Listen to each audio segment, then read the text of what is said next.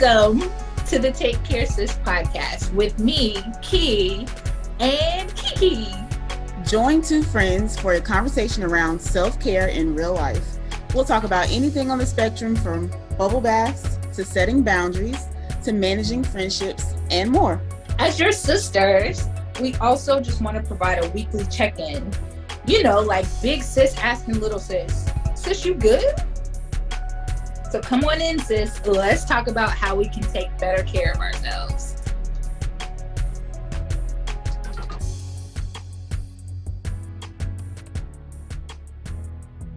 Hey, Ki, how are you, sis? Tired. Me too. My tired from yesterday is drained into the day. Like, it spilled over, and I'm still like, I pulled a U today. I took a nap for like hours. And that was my day. Yeah, my day was a lot more eventful. Mm-hmm. We were supposed to record earlier, and because of my mishap, we had to record now. Mm-hmm. And after all that, after I have to go back and do stuff, I stayed where I was and I went to sleep. So lucky you. My day started like, so just hear me. Today has actually been a beautiful day. I'm just tired. First of all, Mother Nature. I'm sorry. So I got fatigue. But then this morning, I stayed up really late last night working on said podcast and things for said podcast because I knew today, my administrative day, I wouldn't have it. So I stayed up late working. And then my body decided, we need to get up at 7, 8 o'clock like we've been doing all week. No, we didn't. No, we didn't. Your body always decides that for some reason. Mine does the same thing, and I'm a night owl. Like, I never sleep in like people think I might. I don't. I can be up to 4 a.m. and still wake up at like 9 or 10. Like, we got stuff to do today. But then I got up and started Martha Stewart it in my house. I'm just sweeping and cleaning.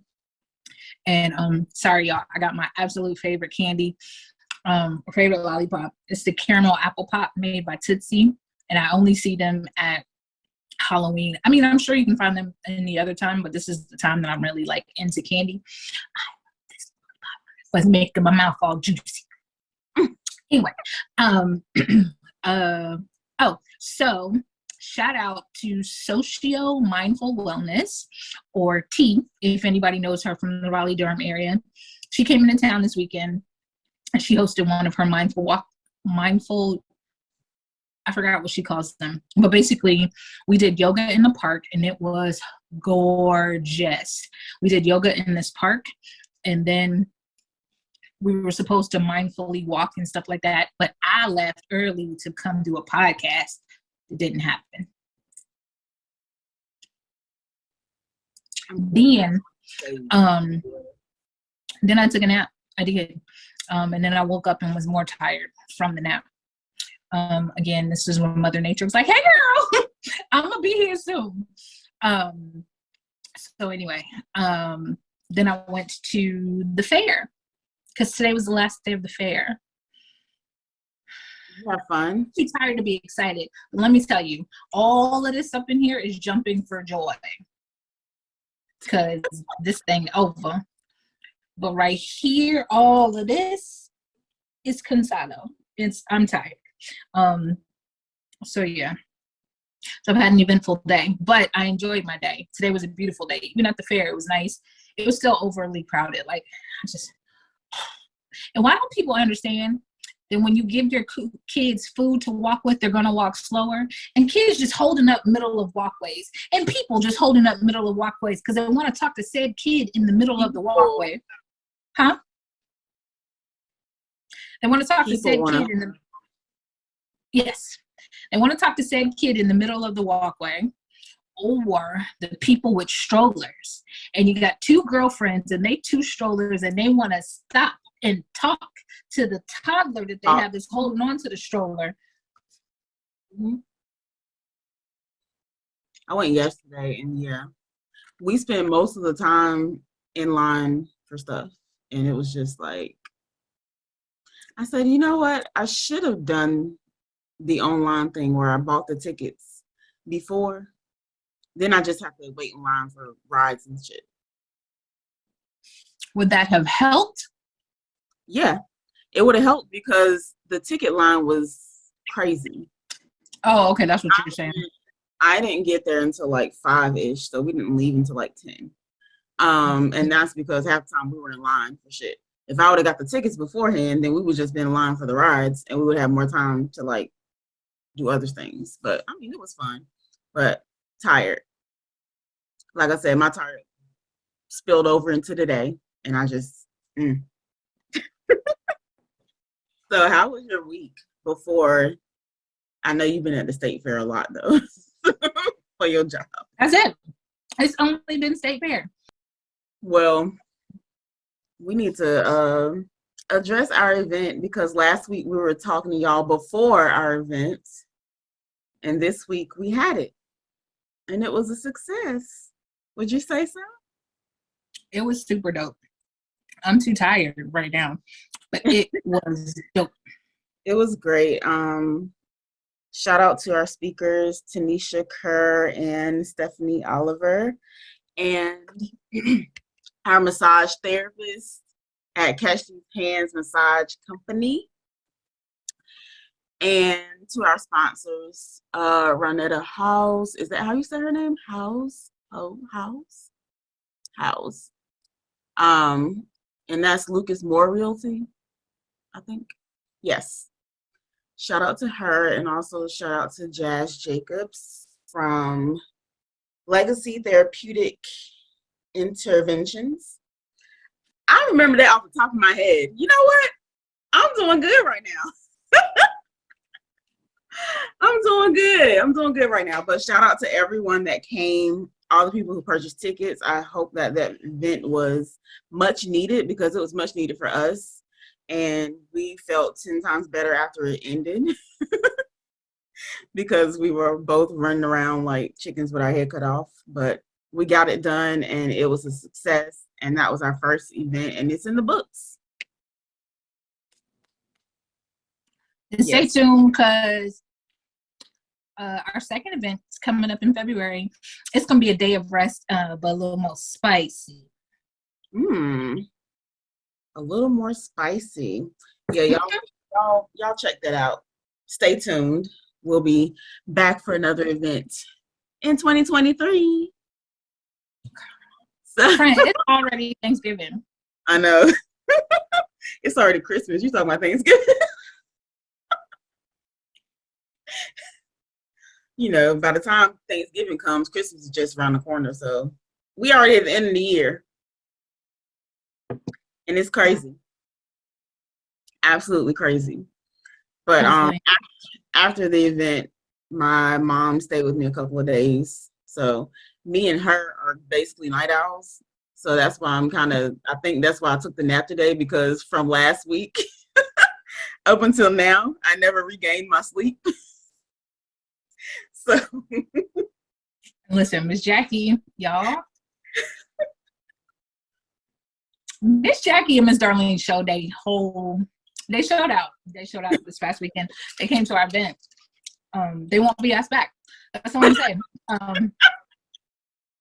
My mama pinched me, okay? In public, like I was 5. She pinched you? She pinched me. She can't come back. Why did she pinch you? Because of the damn pussy body butter. Oh. Yeah, I didn't tell my mom what it was. I was like, I don't know. You have to go see for yourself. That's what we told them both. But she came back and pinched me. I was like, I didn't tell them to bring. I didn't even know. She's not like that. My mama might still come back. She probably gonna come back, especially if there's massages again. Am I gonna get my massage? Am I gonna get my massage? Friend, you came in late. How you gonna be demanding things? But am I gonna get my massage? That's the only reason she came, because we had a fuss. That is the only reason why she came, honestly. She was trying to avoid yoga and she wanted a massage. She thinks she's slick. I had to have the speech with her. I was like, she was like, Nikia always try to get me to do it. And it's like, she want me to do all of this stuff. And I'm just like, you can do yoga in the chair, right? You don't have to do all the stuff that she might try to get you to do. She was like, and my mom was like, yeah, you can do yoga in the chair. This woman's swearing by her standing on her head in a handstand. Like, that's what she sees. Every time she see you come in, she just sees you like, hey, Ma, let's stand on our head. She'd be like, I need to do one of those memes. This is what my parents think I do. This is what my friends think I do. This is what I really do. Right? Because it's true. Ain't nobody doing that all. Look, my yoga practice has changed so much. So much to the point my mom was like, are you doing yoga outside of your classes? Or you just, and I'm like, thanks for nobody asked you, Miss Jackie. Didn't nobody ask you? Like, thanks for calling me out, friend. I mean, all the years before still count as my yoga. Okay, I got muscle memory. I can do this. Okay. Yeah, today she took me through this practice, and it was probably the most gentle yoga I've ever done. Now, we did some things, but it was like, girl, it was everything I needed in that moment. And it was just beautiful being outside and in nature, and the sun was shining on me. And it was a gorgeous practice. It was gorgeous, but it wasn't hard. And that's fine. That's where I am with my life. Somebody try to take me to a power yoga class, I might fight them. I hate power yoga classes. I've hated it all the time I've done yoga. But I know that my body might need it sometime, but it's not my choice. It's not my first choice. Power yoga or rocket yoga. No, thank you. Or any Ashtanga right now, square up. Just square up. That's how I feel. I have never been in an Ashtanga class, and I don't desire to do so. All right, girl, let's get on with this horticulture. All right. Horticulture. Ooh, I sound terrible. It's because y'all, I'm still asleep. Like, this sleep is spilling over still, but it's okay. So, first thing on our list. More Americans are getting their news on TikTok versus any other source. So apparently we're doomed as a nation. Like, this is true. We got to get news from TikTok. I mean, you think about it. The first thing that people pick up when they wake up in the morning is their phone. The first app they're probably opening is TikTok or Instagram or Facebook or YouTube, whatever. Ain't nobody opening the news app. Nobody's going to Google News. Nobody's going to any kind of news source to get anything. And I definitely don't watch the news on TV anymore. So I will admit, most of my news comes from my Apple News alerts. If it's not an Apple News alert in the last 2 weeks, these last 11 days, right? Thank you, fair. I don't know. Yeah, it's whatever comes from Google is what I get. I forgot Twitter. Twitter is like the number one news thing, even though TikTok is now. But Twitter is I still get a lot of news from Twitter too. Yeah. So one thing that I heard on Apple News was on Friday, Donald Trump got subpoenaed by the House committee investigating January 6th Capitol attack. Interesting. I have mixed feelings on this. No, I have very clear feelings. It's not mixed at all. If you're going to subpoena the man, if you're going to raid the man's house, if you're going to do any of those things, y'all better come for him and come for him completely. Do not let this be like that whole where they tried to impeach him, but then don't let another thing like that happen. Because at the end of the day, whether we like 45 or not, he's a US president, right? Mm-hmm. And we have done things to him that we've done to no other US president. Conversely, he has done things to this nation that no other president has done to. But I digress. But I think we're going to draw a strange precedence if we don't like fully investigate him to the fullest extent of the law. Because like take Nixon, for example, right? He did the Watergate and, he was found guilty of treason. Y'all gonna have to find this man guilty of something, or else y'all just playing with people. Y'all just playing with the American public and stop. They've been playing with us the whole time. So like, I mean, I understand your mixed feelings. It's like, yes, he got subpoenaed, but like, what else is gonna happen after that? That's kind of our feelings around a lot of stuff that happens. It's like, yes, we got sort of justice, but what's gonna happen after that? And like you said, the precedent is gonna be set anyway, whatever happens. So if they're not gonna do it right, if they're not gonna come correct, don't come at all. Exactly, because y'all are just playing around, and so this makes the next president liable and susceptible to the same stuff. But the next time we get a president we actually like say we get another Obama or whatever, that's gonna be tragic because we subpoenaed him for stuff and we raid in the house for stuff. Like that's not okay. So those are my non-mixed but very clear feelings. My mixed but very clear feelings on the whole situation. So if you're gonna take the man down, just do it. Just do it all the way. Don't half step and be like, see, he evil. This is why you don't need to vote. No, put him in a position where we cannot vote for his ass no more. That's what y'all need to do. Exactly. Unfortunately, like that's part of democracy, right? Like democracy was designed for powerful white people and ensuring that they had a vote, right? Ensuring that they had a vote, ensuring that they had a voice, ensuring that they could run for office if they wanted to, like going back to our forefathers. But then you have, like, I don't think anyone expected, our forefathers would have rolled over and died had they knew a social media person won the presidency. Trump had no type of experience, no type of background.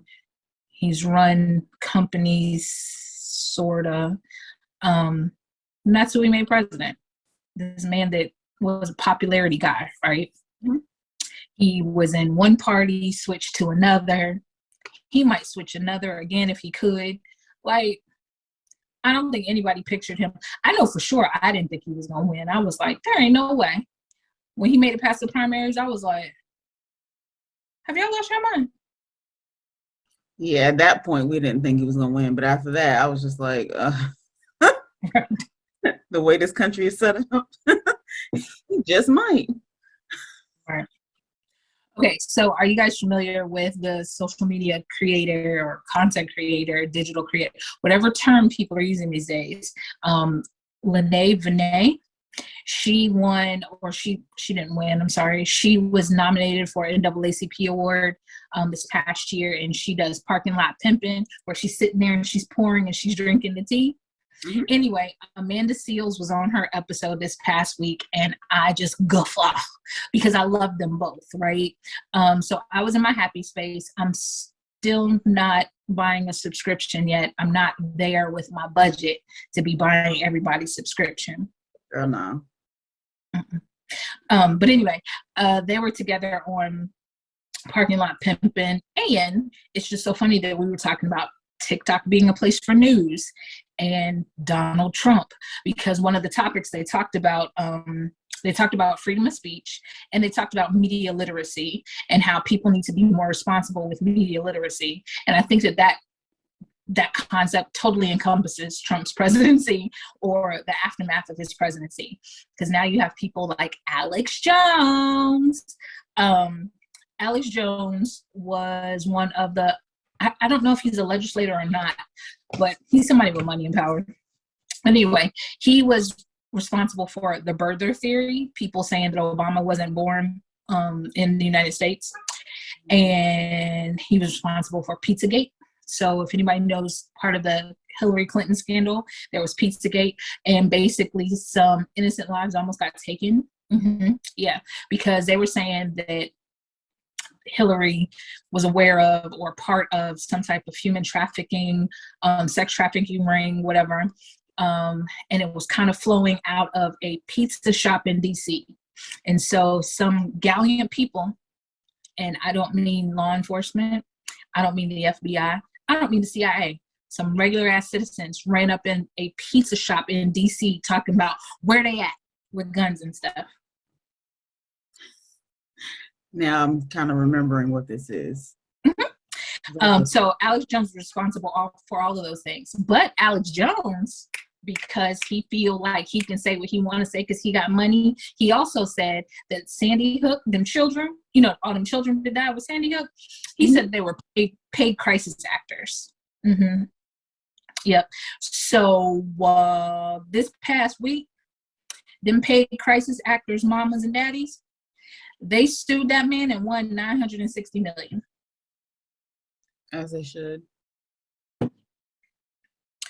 Y'all, you just can't say things on the internets and the televisions and wherever. You just can't say things and expect there not to be any repercussions or any consequences of your actions.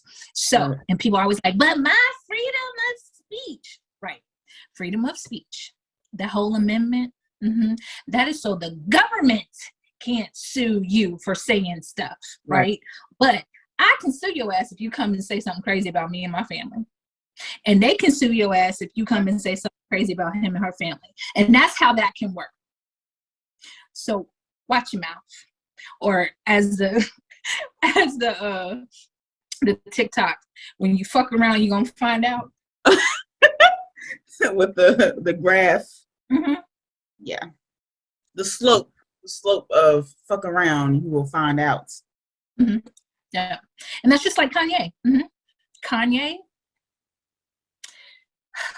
Why Kanye? But anyway, so Kanye said that George Floyd wasn't actually killed by Derek Chauvin's knee to the neck. He was killed by fentanyl poisoning and stuff like that. So his family, George Floyd's family, suing Kanye for $250 million. Hope they get every dime. Let's hope so. But we'll see. I mean, I don't know how this works, right? Because I can say what I want. There could potentially be consequences to what I say if it's inflammable, if it's defamation, so on and so forth. I don't know legally what precedence there is with that and how that will work moving forward. But Kanye need to shut up. He need to go take a long nap. Just sit down, take a nap. Like, go through a bag of Takis or something. Like, you know, because you can't eat too many at a time. Just go through a whole bag and a whole gallon of water. Just sit still. He can't do that. You know he can't do that. He can. I mean, technically he can. Will he? No. All right, so that was our forward culture. We're going to get down to the get down of the get downs. Let me go ahead and make this disclaimer before I move any further forward. The comments made in today's podcast are mine and mine alone. Kiki will also make her comments, but we need y'all to know and understand that these comments by no way reflect our employers, the people that we work for, the people that employ us on any level. Okay? These are our thoughts, our comments and opinions. Okay? Our democracy's in trouble. I mean, it's been in trouble. Huh? I said, it's been in trouble, but. Well, yeah, it's in trouble. It's election season. Yeah. That's the crowd going wild, by the way. It's election season. So, and I feel that our democracy is in trouble. Early voting began in North Carolina on Thursday, with election day being 11/8, so Tuesday, November 8th. And I know many of y'all do not like politics. And if you have no intention of voting, let me just say this. Democracy as we know it is in trouble. And I know we feel that our votes don't matter. And I know you guys hear every year, it's especially important that you vote this year. But it's especially important that you vote this year. Yeah, this podcast is about more so like why you should vote. We're not going to get into a whole lot of backs of the politics and stuff like that, nor am I going to tell you who to vote for. But I will tell you my opinion on why you should vote. Okay, cool. I feel midterm elections are cool because it's this election time frame that you get to really know the candidates. And by really get to know, I mean that softly, because who really knows their politicians, right? You know, a version of them. But what I mean is, if you are a candidate that's running on the same year as a presidential election, that often gets overshadowed by the presidential election. Right. So you running midterm, you get to shine.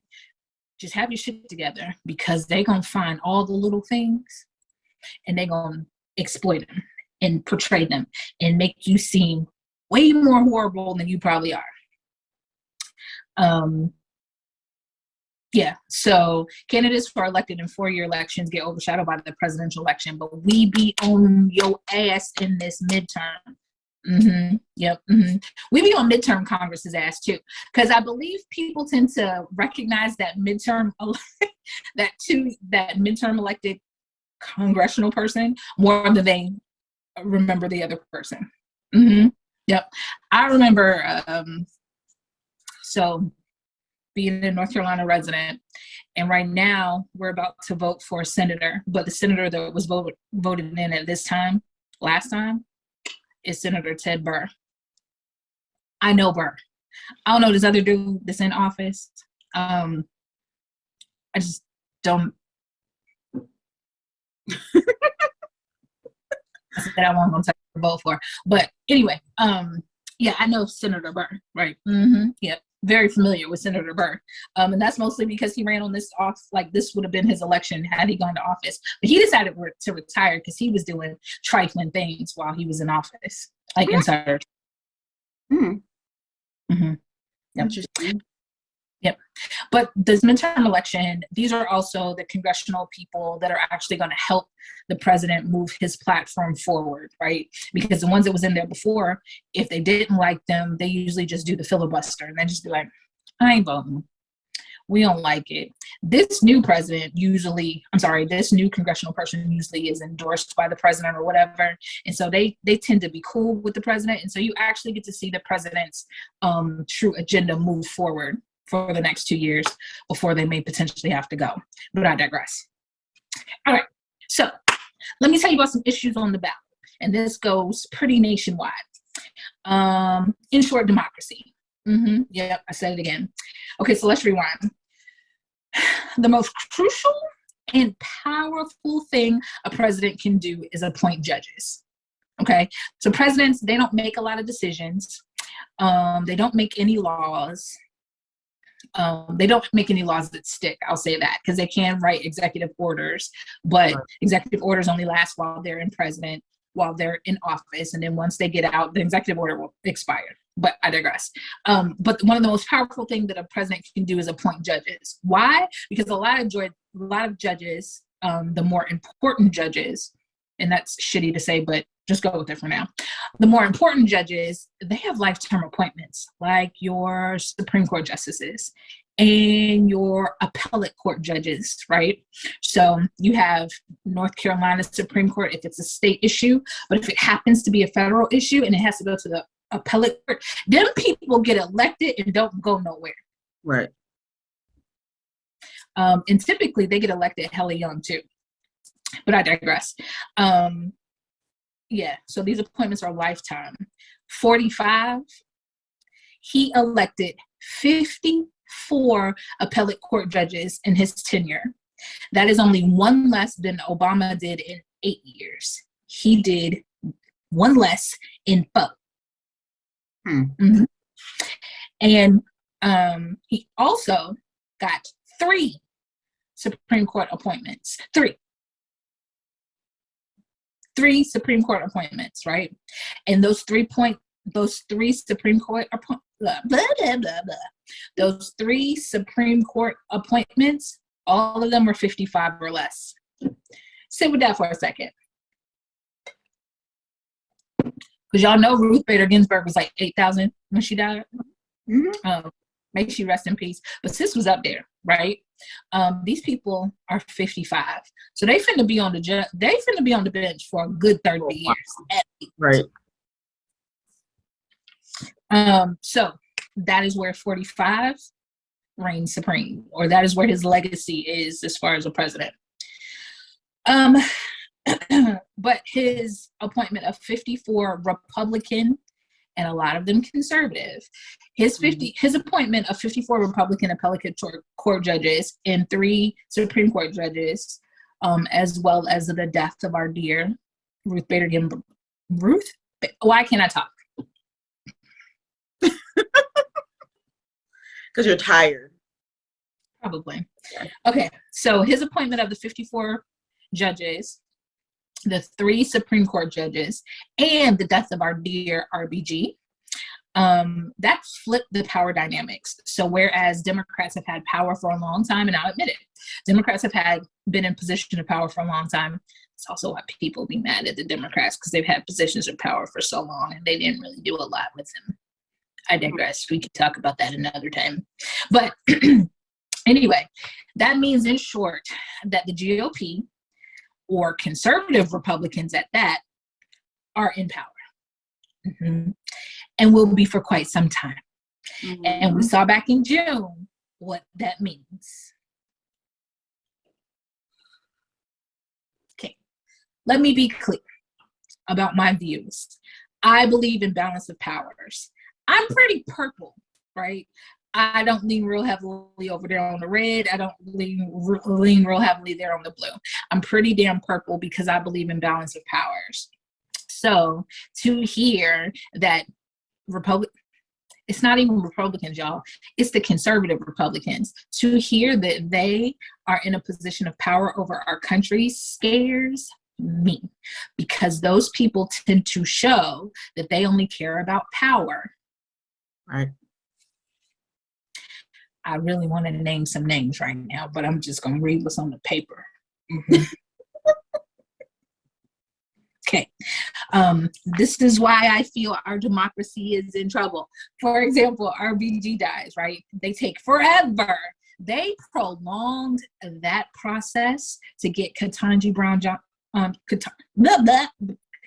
Jackson into office. They prolonged it so much, man. Because listen, y'all remember the dude that was elected before her? Yes. They got him in that bench quick, fast, in a hurry. Like, Ketanji, I promise you that trial went on for forever. And they was making her answer the dumbest questions. But anyway, they took forever to appoint her.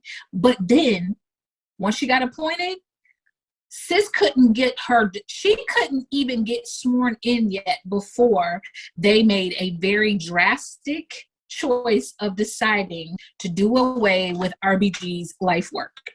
When I tell y'all RBG finna come hunt them people, if y'all believe in ghosts, believe in RBG. She should. But anyway, so and immediately once the ruling came down from big court, from the Supreme Court, oh, here come the little states that was acting up. Usually they're big states like Texas. But they was acting like the misogynists they are, and immediately began restricting reproductive rights. I do believe in Mississippi, you have like 4 weeks to get an abortion. Don't quote me on that, but I believe it's something drastic. And just to give you, if any men are listening, a woman's period comes every 4 weeks. So if you only have 4 to 6 weeks to decide if you want an abortion, right. And that's women who are regular. please, heaven forbid, don't be late for any reason. You don't even know that you're pregnant before you now don't even have the decision to get an abortion. Forward. Huh? I said late and irregular. They won't even know. Nope. Not unless you're very in tune with your body. Right. So that's issue number 1. Reproductive rights is on the ballot, right? It's going to be up to your local senators, your local senators and your House of Representatives to keep or restrict reproductive rights. And I need y'all to be very vigilant because people out here lying to save face. I never said I was against abortion. Yes, you did. Yes, you did. Yep. Or I'm going to make sure that we keep reproductive rights. And what they mean by that is they're going to only restrict you to having an abortion within 6 weeks. You still have reproductive rights, but it's not realistic. So you got to be very, very vigilant in who you're voting for because they want to restrict reproductive rights. Also, sidebar for my men in the audience. Y'all do know that reproductive rights are men and women, or for male and female, men and women. Men and women get reproductive rights, right? Take, for example, Missouri and Texas. If you're a woman that is pregnant, you cannot get a divorce in Missouri or Texas until after you have the baby and after a paternity test is taken. City boys! Well, shit. You know, it goes to show how many laws we are not aware of. And even just the crazy ones, crazy laws that I've heard over the years, that not even reproductive rights, just crazy laws in certain states. And I can't come up with any right now, but I've heard some, and I'm just like, what the fuck is going on? Oh, my favorite, on the books in North Carolina, and it was on the books up until at least the 2000s. I don't know if it's changed since then, but up in the books, anything outside of missionary was illegal.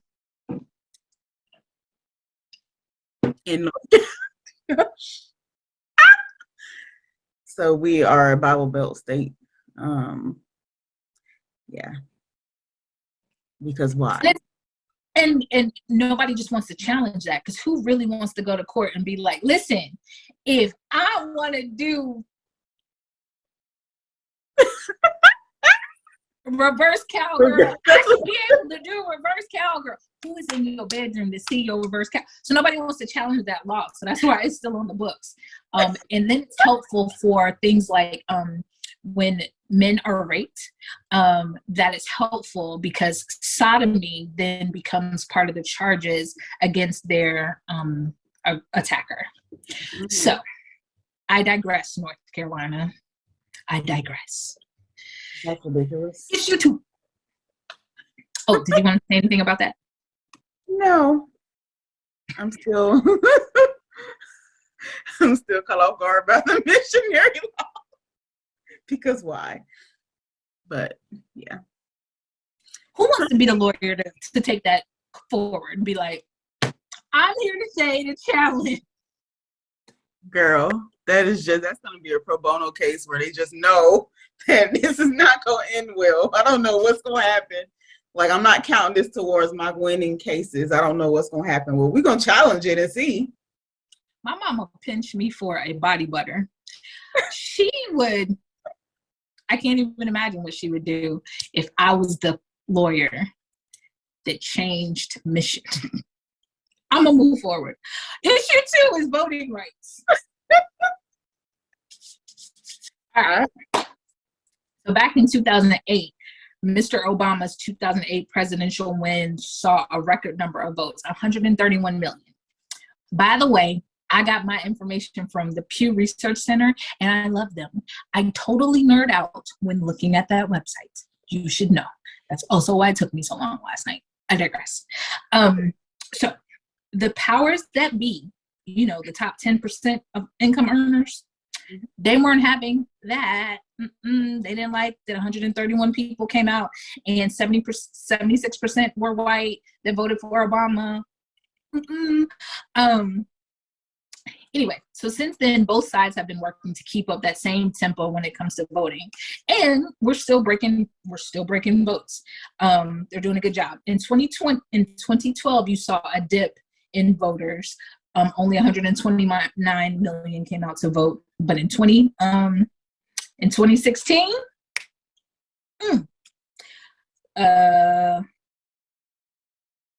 lost my numbers. In 2016, 136 million.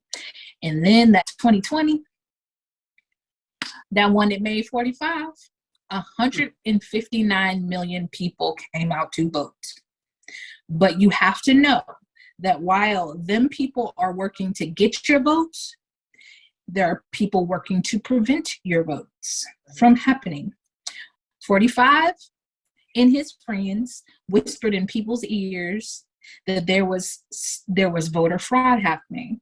So you saw all kinds of new measures being taken at the polls. One of the most drastic things we saw in the state of Georgia was it became illegal to be able to bring water, food, anything like that to people that are standing in line. And if you know anything about the state of Georgia, they are not like the state of North Carolina, where we have like tons of polling places. Right. No, they don't. They might have 2 or 3 in one county.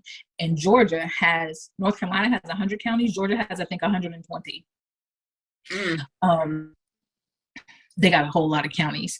And, you know, they are a lot more rural actually than North Carolina. Because I know people think that Georgia's lit. It's Atlanta. That's it. Atlanta and the surrounding areas. Everything else in Georgia, tumbleweeds and trees, weeping willows. Like Georgia is. Let me move on. Anyway, so you saw drastic things done like that because 45 and his friends was like, there's voter fraud. You also know that man, y'all see that woman come out and say what he, child. Anyway, and then there was the whole claim, and still people actively believe that President Biden stole the election. That he is not the rightful POTUS, which led to the events of January 6th.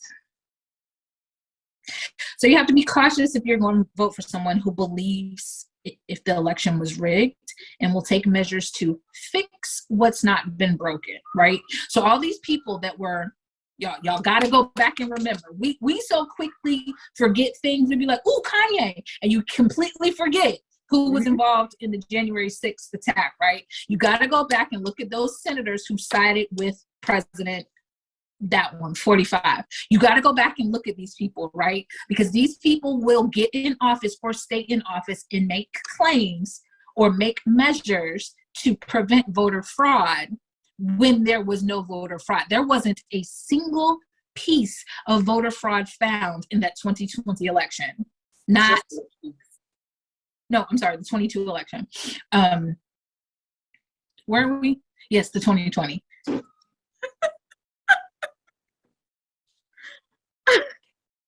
Sis needs some sleep. Anyway, there wasn't a single piece of voter fraud. There were court cases, all of that, investigations, not nan piece of voter fraud was found, but you still have a large, way too large to be like a joke. You have a large number of people that believe that President Biden stole the election and he's not the president. And so y'all got to remember who these people were when y'all go to the polls, right? Because you keeping them in office, they're going to change things in your state to make voting so ridiculous. Ain't nobody gonna want to do it. They're just trying to find an excuse to do it. That's all. Yep. That's basically an excuse. Yeah. Yeah. So please be vigilant when it comes to that, right? I don't care if this was your favorite person. What that person is now saying is our democracy and the way we do what we do ain't right, which means we're going to have to change what we do. We don't know what those changes look like. I can tell you they probably look a lot like what happened in June. Anyway,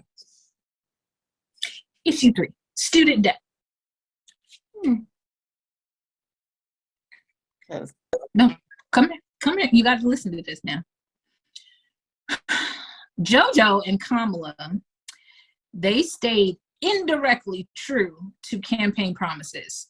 I say indirectly because neither one of them came out and said that they was going to fix student debt. Mm-hmm. They said they wanted to help the economy, and this in essence helps the economy, but they never said that they was going to do student debt. So I need y'all to stop telling that lie, because they didn't say that. I digress. But JoJo and Kim are out here trying to help eliminate student debt for millions of Americans, right? The application went live just a week ago, but do you know what happened? Because the top 10% will not be overcome. Mm-hmm. Trifling legislators from the states of Arkansas, Missouri, Nebraska, Iowa, Kansas, and our cousins in South Carolina, they have filed a lawsuit that argues that the federal relief program would hurt state-based loan companies that manage some federal loans. So as of today, the program, or as of Friday, the program is on hold.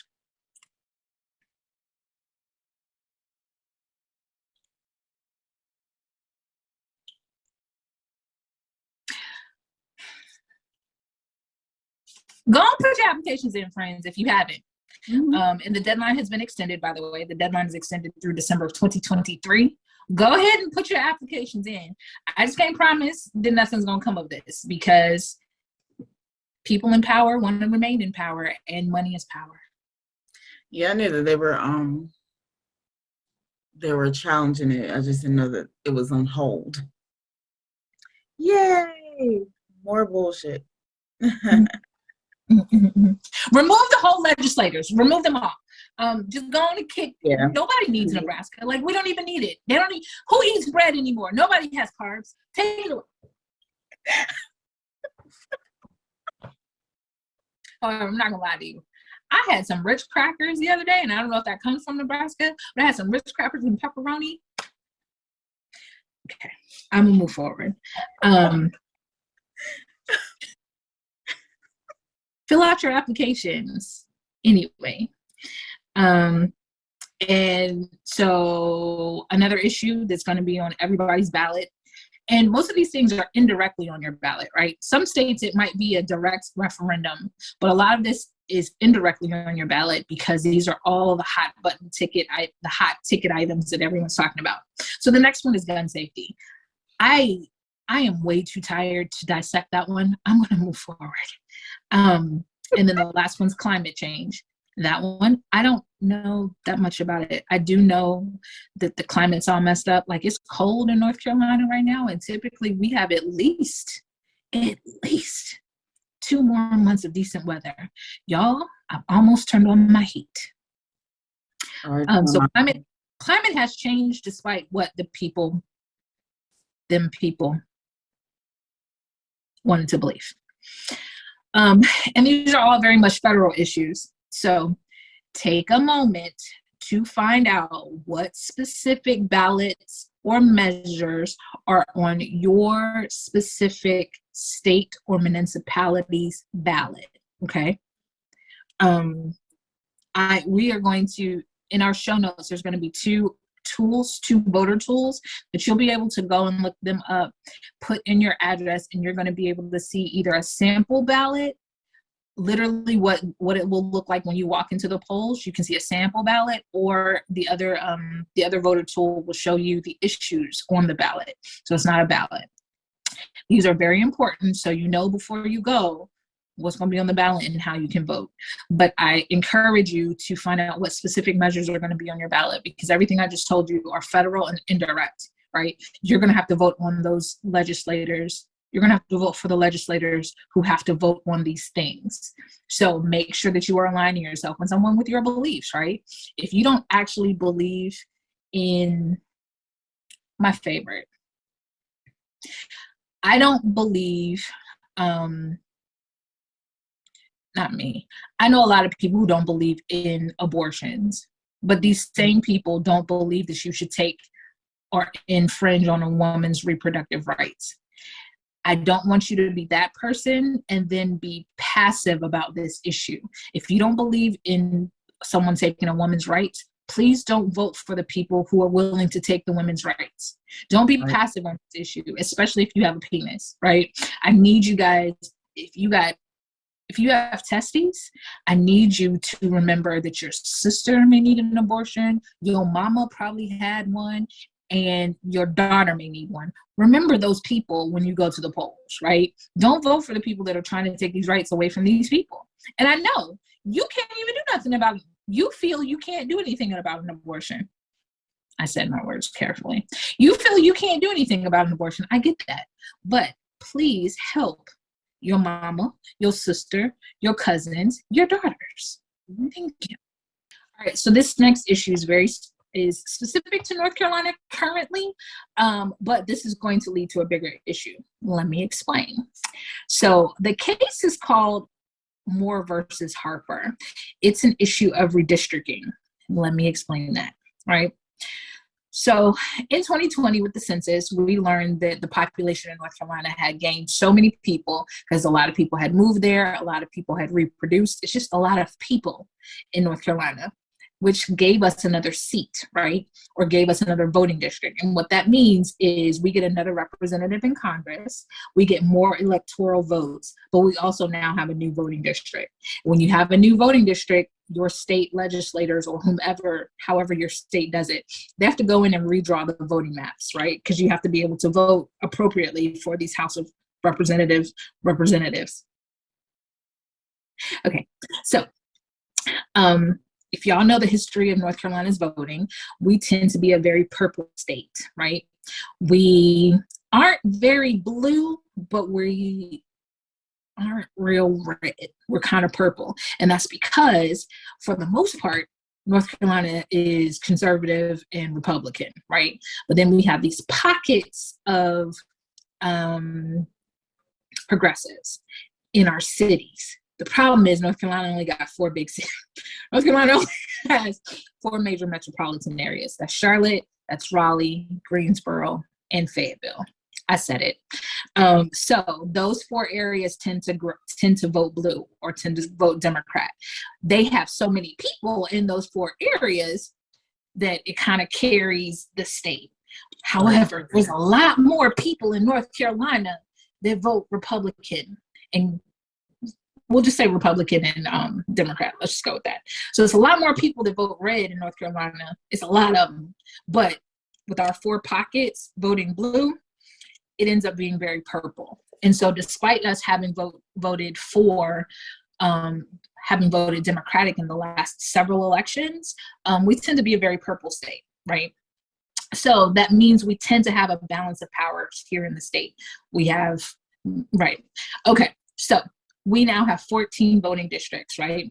And when they drew them lines in 2020, well, roughly 2020, when they drew those lines, right, you would think in a state that was purple, you'd have maybe 7 and 7, maybe 7 and 6, or 8 and 6 one way. Do you know that our Republican-led General Assembly voted something like 10-4? So it would have been 4 districts that voted Republican. I'm sorry, 10 districts that voted Republican and 4 districts that would produce a Democratic representative.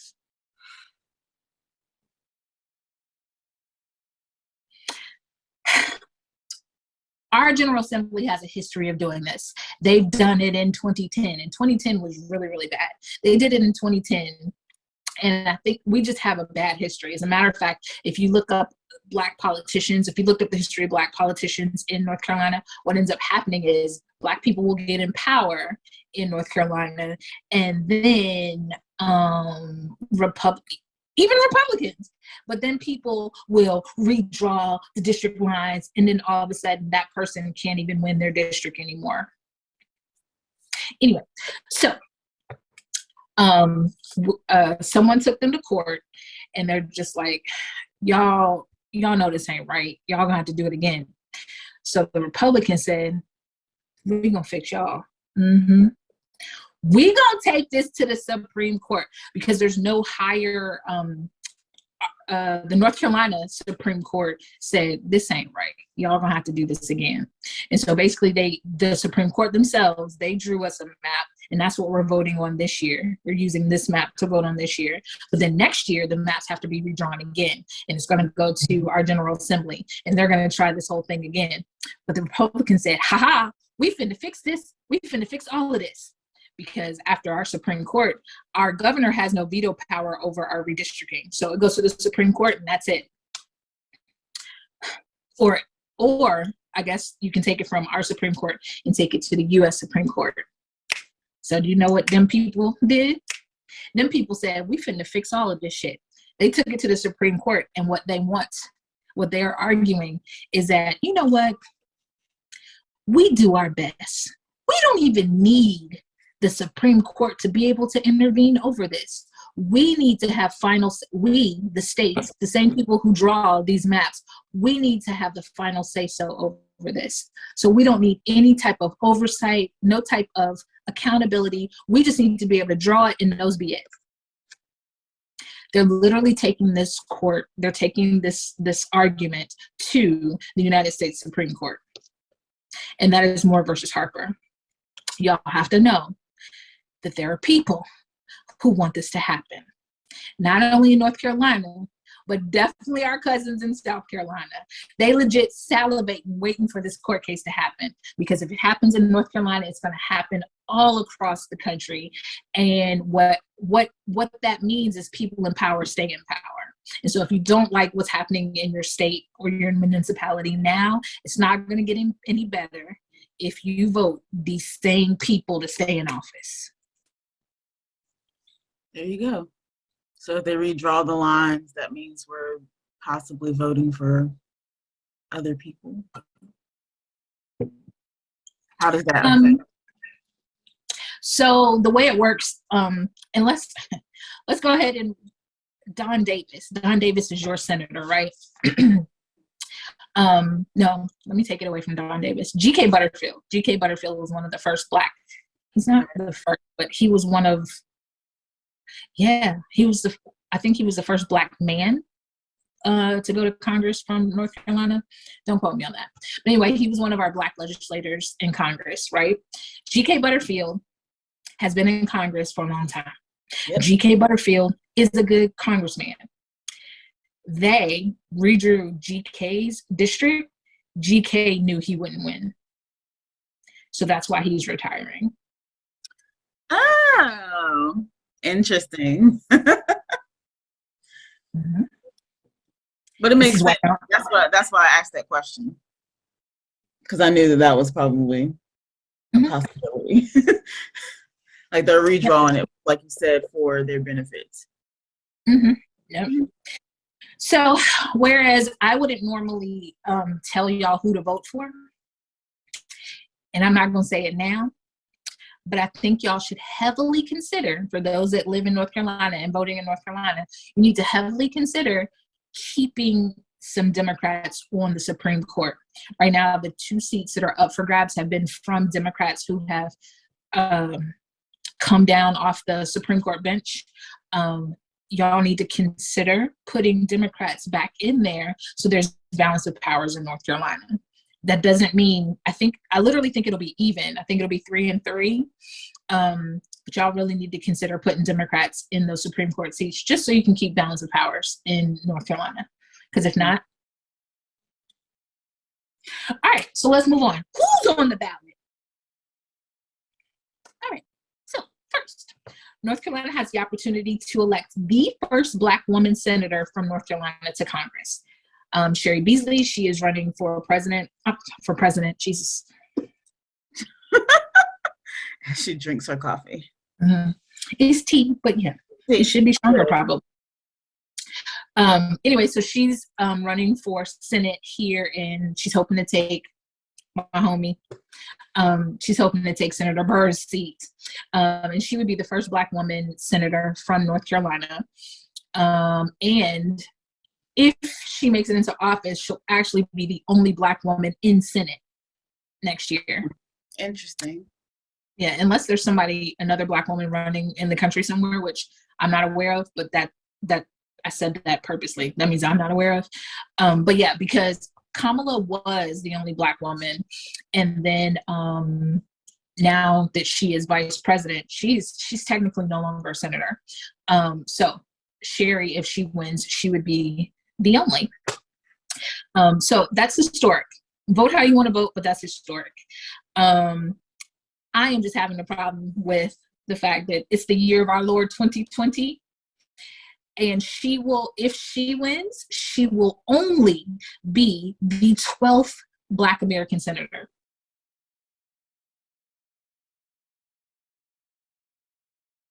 Not that we're surprised, but yep. Yeah. Your House of Representatives. These are crucial because, again, I told y'all, they have these weirdly drawn lines to make your House of Representatives. So just be cautious who you're voting for, because they are, for example, my district is District 9, right? And District 9 spans across a space across North Carolina that goes like this. And the issue with that is it will cover part of Cumberland County, part of Moore County, part of Alamance County. What do Cumberland and Alamance County have in common?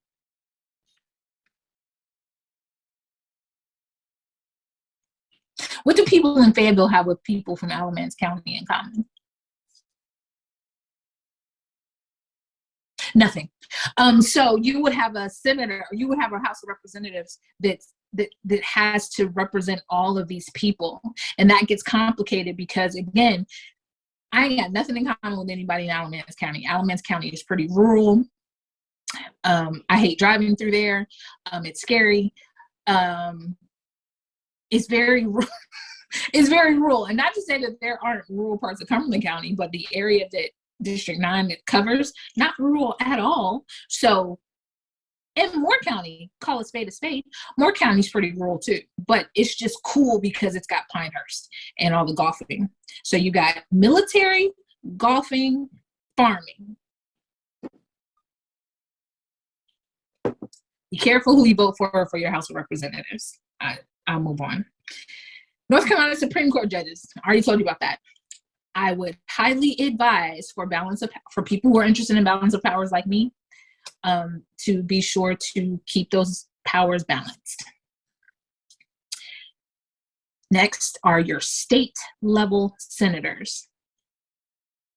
Your state level senators and representatives make the laws that affect you the most.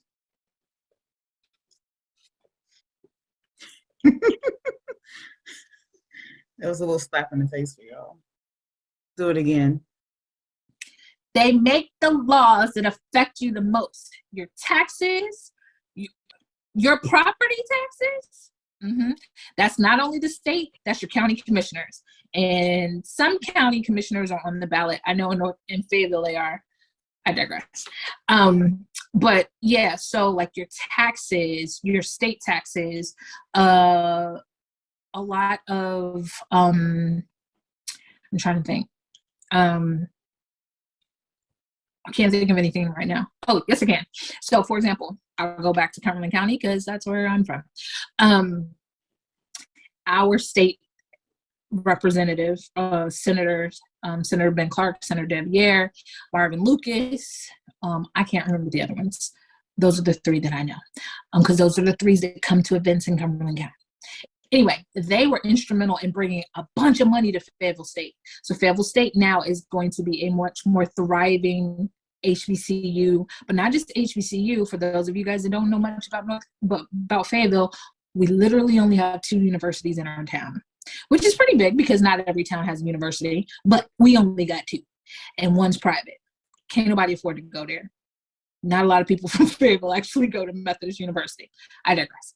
But Fayetteville, so they brought a lot of money to Fayetteville State. They do stuff like that, like the revitalization of your county, or the strength of your county comes from your state representatives, senators, and senators. So make sure you're paying attention to those people. Next on the ballot is your DA.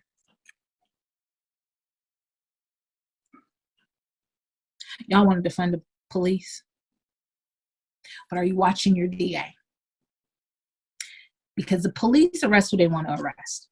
It's the DA that decides how, who, and when somebody will be prosecuted.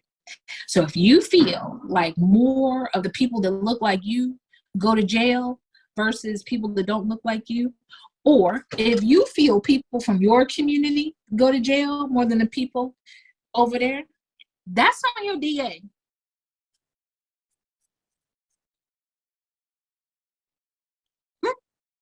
Next, your local court judges.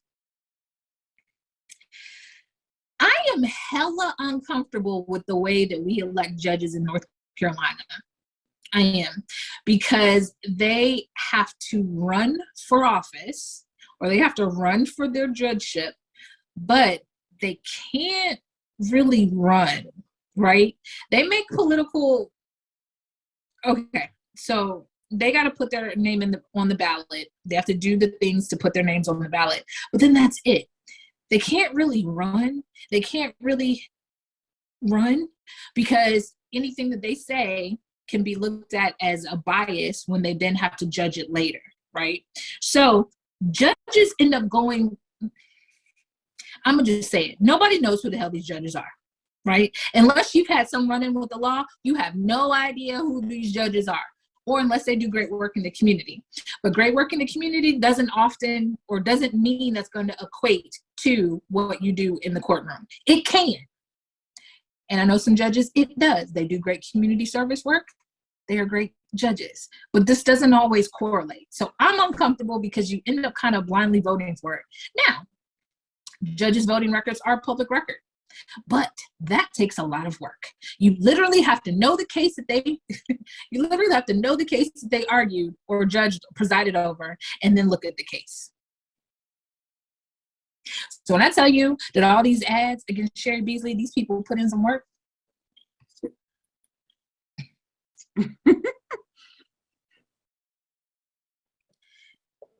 Anyway, so judges can't run on any type of platform. They can't say, oh, I'm going to try to hold on to abortion laws because this is a lie. They can't say none of that. So I'm uncomfortable. It's a weird thing for me. But they in office, vote for them. Or they run and vote for them.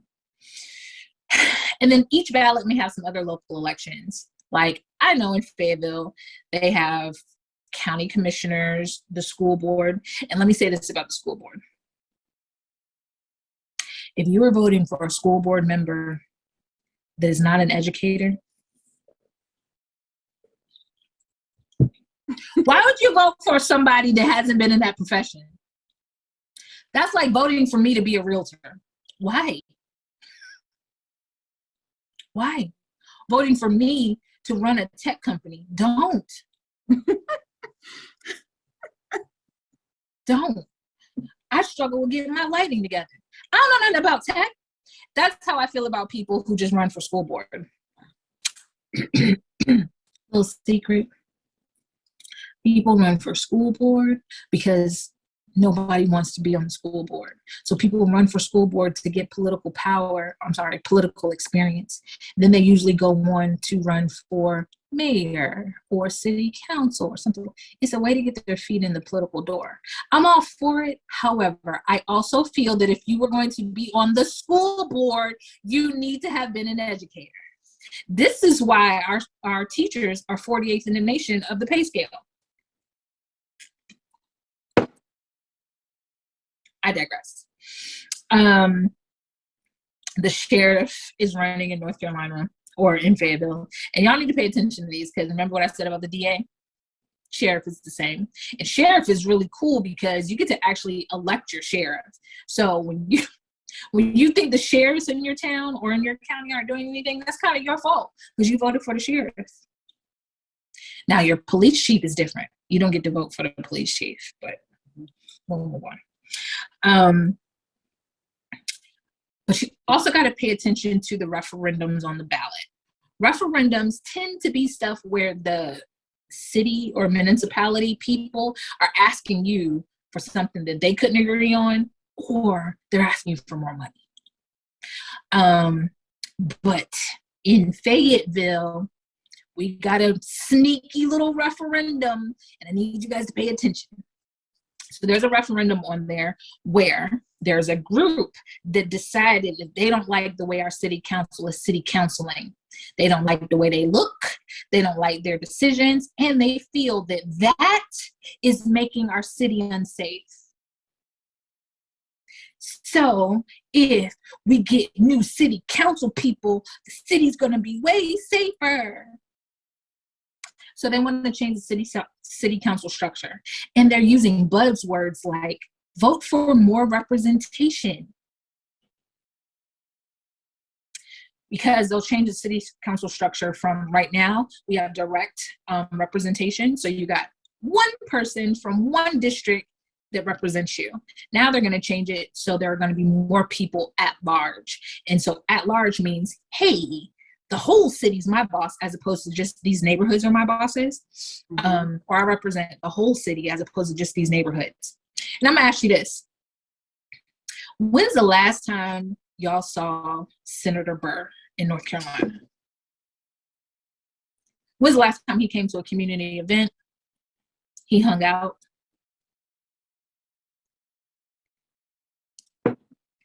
When's the last time you saw your state senator at an event? You probably saw him at an event, maybe Thanksgiving last year. He was passing out a turkey. He might have done a heart walk in February. You might see that joker once a month, right? But I say that to say, when you have more representation, you have more responsibility. Is that what you really want for your city? Do you really want your representative to have more responsibility when he doesn't have to? Because when you have more responsibility, when you represent more people, there are more problems. And if I learned anything by watching the United States of America, the people who cry the loudest usually have the most money. So you're going to be attending to the issues of the people in the more affluent areas. I said it. I didn't mean to say it, but I said it. I'm gonna move forward now. I don't believe in more representation. I believe that's more responsibility. Nobody wants more responsibility. So I was saying that there's some voter tools. There's ncvoterguide.org and ncvoter.org. These are two amazing tools. They sound very similar, but they're different. Voter Guide actually has compiled some information on each candidate, including their stance on various issues. So you can click on Sherry Beasley, and they have some quotes from her, some background information, and how she views certain things. Her, Ted Budd, and the other two that are running in that office. I didn't mean to say it like that, but there's two more people running for senator. Stop. That's the cool thing about NC Voter Guide. ncvoter.org, you're going to put in your address. Oh, you have to put in your address in both of these, by the way. And they're not taking your address. It's just compiling information for you. So they're not going to hold on to it somewhere. And you don't associate your name with it. So there it is. ncvoter.org, though, a little different. You do actually put your name because it's going to show you your registration status. It will tell you, nah, sis, you ain't even registered. You got to try again. Or if you're registered. But anyway, it's going to give you an actual sample ballot.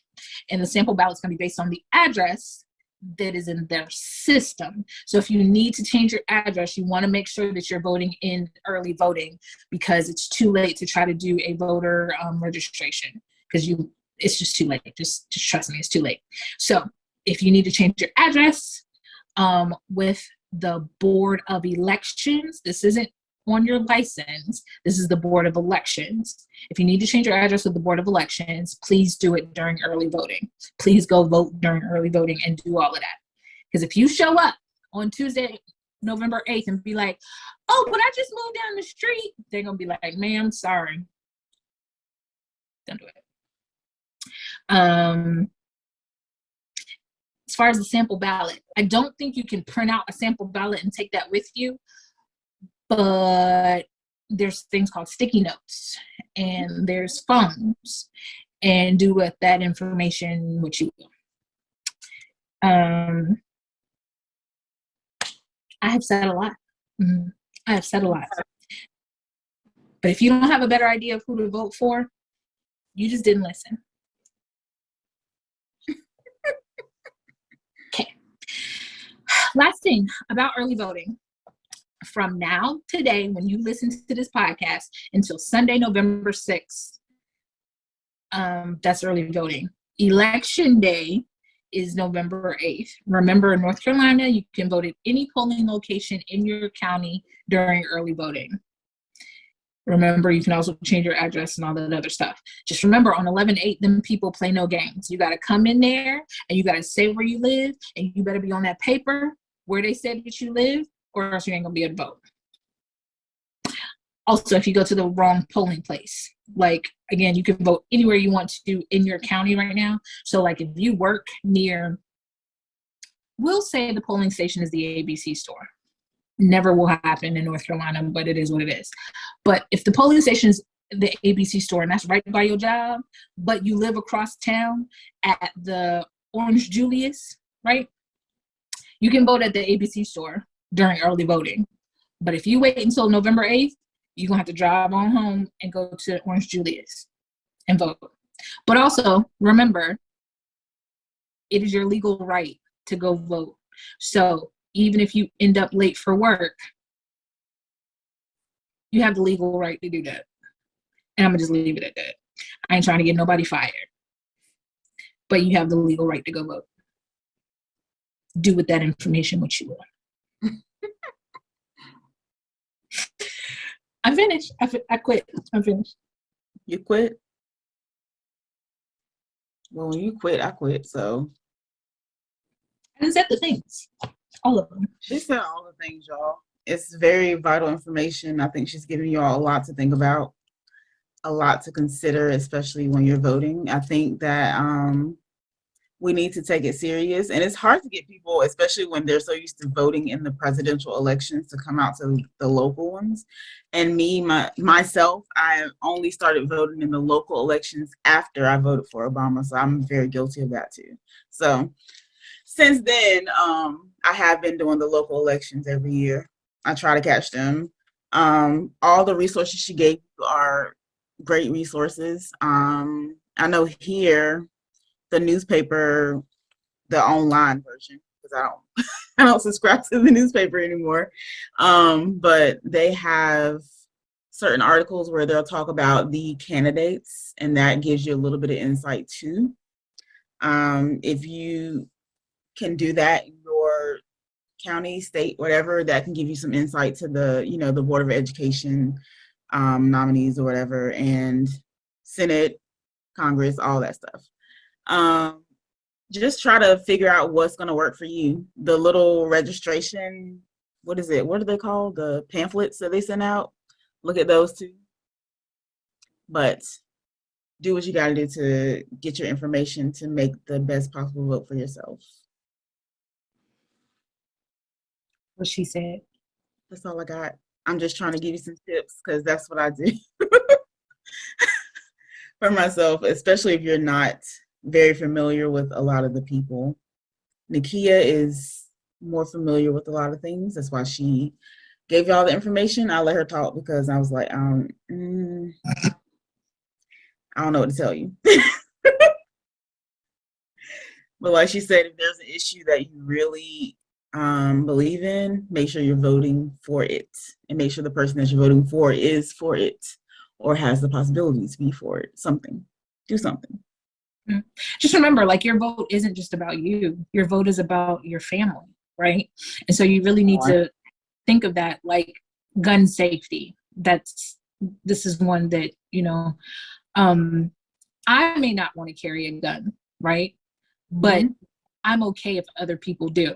And I don't necessarily want anyone infringing on that. However, my right to being safe to not carry a gun should be equal as someone's right to carry a gun, if that makes sense. Meaning, I shouldn't have to carry a gun to be safe in the United States. That's what I'm saying. So for me personally, those are the type of people that I'm looking for to vote for, right? I'm not necessarily looking for anyone who wants no guns, nor am I looking for anyone that's just like, this is the Wild Wild West. Once again, I told y'all I'm a little bit of a moderate. I need someone to respect my safety too. So I'm looking more at the laws surrounding, or your interest in the laws surrounding either the consequences for like mass shootings or how to prevent mass shootings. I'm not necessarily looking to take away people's guns. That's my personal view. But like I said, I do that for my family. I don't even have no kids that could potentially be caught up in a school shooting, but my nephew can. Right. And my nephew is 14. He can't carry a gun. Actually, he can carry a shotgun in North Carolina. I digress. It's disturbing.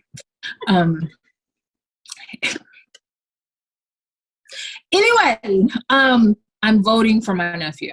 I'm voting for my niece. You're voting for everyone around you in Mm-hmm. all issues, because everything doesn't affect one person. So, Yes. okay. So do we have anything else to add? I'm tired of talking. All right, y'all. So we've come to the part of our program. I don't know why I say that every time. We've come to the part of our podcast where we tell y'all to share it. This is an important one to share. It's very timely, so go ahead and share it as soon as you finish listening. Share it in your group chats, on your social medias. When we share our snippets, go ahead and share those. That's the easiest way to do it. Leave a review, leave 5 stars on Spotify, on Apple.